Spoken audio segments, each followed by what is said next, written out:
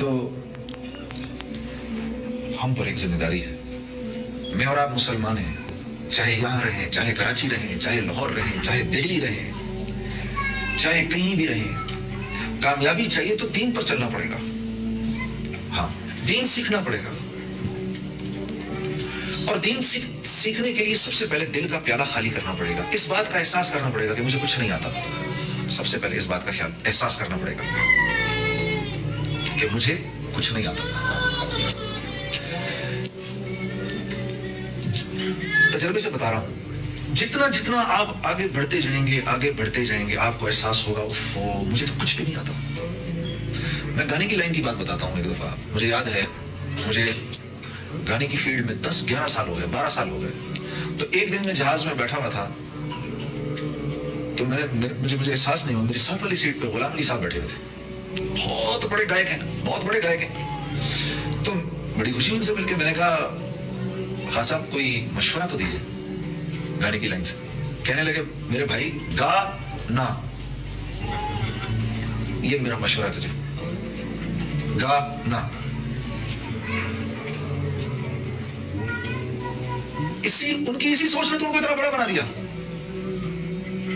تو دنیا کی لائن میں شیطان خوب کوشش کرواتا ہے, محنت کرواتا ہے. محنت کون کرتا ہے؟ جس کو اس بات کا احساس ہو کہ مجھے ابھی آتا کچھ نہیں, اور جو اطمینان سے بیٹھ جاتا ہے وہ بیٹھ جاتا ہے. میں تو 5 منٹ نماز پڑھتا ہوں جی, اور آپ کیا چاہتے ہیں مجھ سے؟ نہیں, اگر تم قرآن پڑھے ہوئے ہوتے, قرآن سمجھے ہوئے ہوتے, تو تمہیں اس بات کا احساس ہوتا کہ اللہ یہ نہیں چاہتا کہ آپ صرف 5 وقت کی نماز پڑھیں. اللہ چاہتا ہے آپ محنت کر کے انعام یافتہ لوگوں میں شامل ہوں.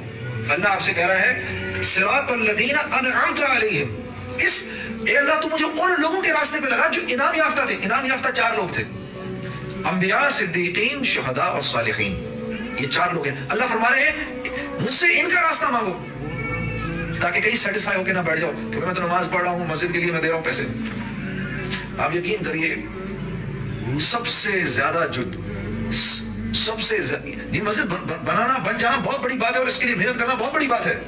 لیکن سب سے زیادہ جو شیطان مطمئن کرتا ہے نا, ان لوگوں کو کرتا ہے جو مسجد کے لیے چندہ اکٹھا کر رہے ہوتے ہیں. میں آپ کو تجربے سے بتا رہا ہوں, میں تو بہت بڑا کام کر رہا ہوں. نہیں, سیٹسفائی نہیں ہو سکتے آپ. اور اتنی محنت کی, اتنے اخلاص سے سب کچھ کیا, مسجد بن گئی.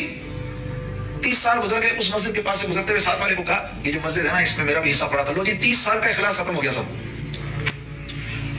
جتنا کمایا تھا سب گنوا کے بیٹھ گئے. تو دین سیکھنا ہے, ہم نے دین سیکھنا ہے میرے دوستوں. اور ہمیں نہیں آتا, ہمیں دین نہیں آتا.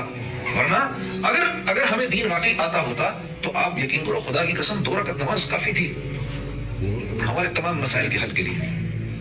2 رکعت نماز کافی ہے. اب کیونکہ دین نہیں آتا, کسی کی نماز میں کوئی کمی ہے, کسی کی نماز میں کوئی کمی ہے, کسی کی دعا میں کوئی کمی ہے, پھسپھسی سی نماز ہے. نماز میں کھڑے ہوتے ہیں, امام ابو حنیفہ کے پاس ایک آدمی آیا, کسی میری فلاں چیز کھو گئی. انہوں نے کہا ذرا 2 رکعت نماز میں کھڑا ہو جا. تو نماز میں کھڑا ہوا, سلام پھرتے کہتا, جی یاد آ گئی, کہاں پڑی ہے؟